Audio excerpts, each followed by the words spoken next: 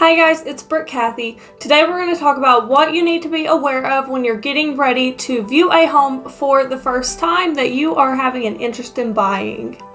If you could take a moment to like this video, subscribe to my YouTube channel, that would be amazing. Today we're going to go over 3 facts that you need to be aware of when you're getting ready to view a home. The first thing we're going to talk about is when you're looking at viewing these homes, you want to look what's available within your budget. You can always go lower than your budget, but don't look at homes that are $100,000 above what your asking price is, what you're looking to pay, because then you're going to fall in love with these things that just do not fit what you are able to buy.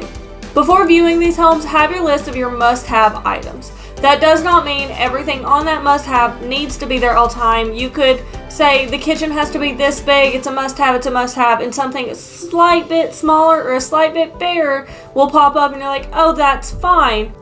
But things like the number of bedrooms that you need, the number of bathrooms you need, it might have to have wider hallways if you have someone that is in a wheelchair, things like that. Those are your must-haves. Those are what you need to stick with, and that's something that if a house does not have, you have to have 4 bedrooms, it only has 2. Don't look at that home because it is honestly just going to waste your time.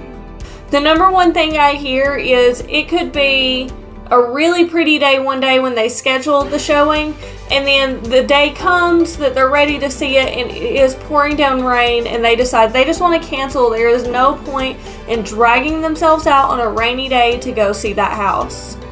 That is incorrect. A rainy, disgusting, gross, stormy day is the perfect opportunity to see this house because you're going to know what it really is like. It's going to give you a chance to see the house while it's dark and gross outside, so you're really going to know how bright the house is, if the lighting is terrible, if with all the lights on the house it's still pitch black, because on an average day of showing they're going to have curtains open, the sunshine coming in. You're really going to know what it looks like with that rain. Another reason why it's good to go while it's raining, you're going to know if there's water somewhere that there shouldn't be.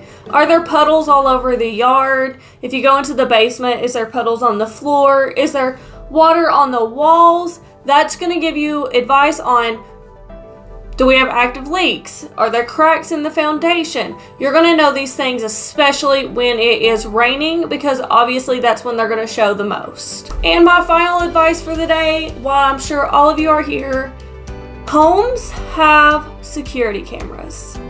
It is 2021. I'm sure you know at least 5 people that have security cameras in their home. I have one in my home. I have one in my yard. As you are getting ready to view homes, it is not illegal in most areas for homeowners to have these cameras, and you do not have to know they are in there. I live in Tennessee, and here we have a law that says that as long as one person on that contract knows that there are cameras in the home, no one else has to know. Therefore, a seller could have security cameras in every room of their house, and they are not required at all by law to tell you that they are there. That being said, the best advice I can give you is don't say anything during these showings in proximity to the house.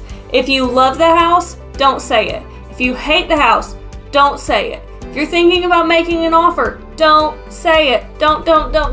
Just don't say it, because then they are going to know.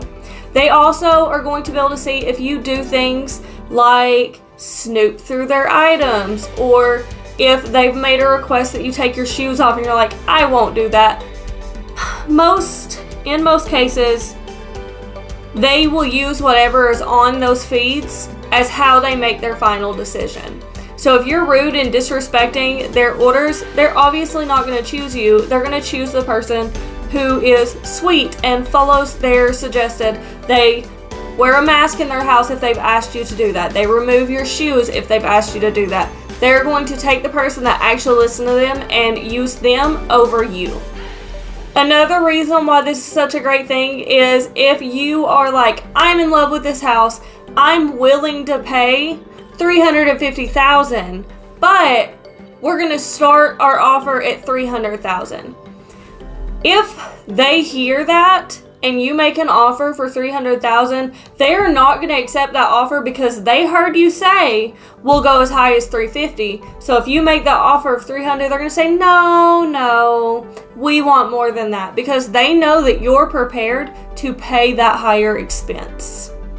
So just always keep that in the back of your head. Wait till you're outside of the home, wait till you're in your vehicle, or wait till you're back at your realtor's office to have discussions about what you liked, what you're willing to pay, and anything of that sort, because you never know who's listening.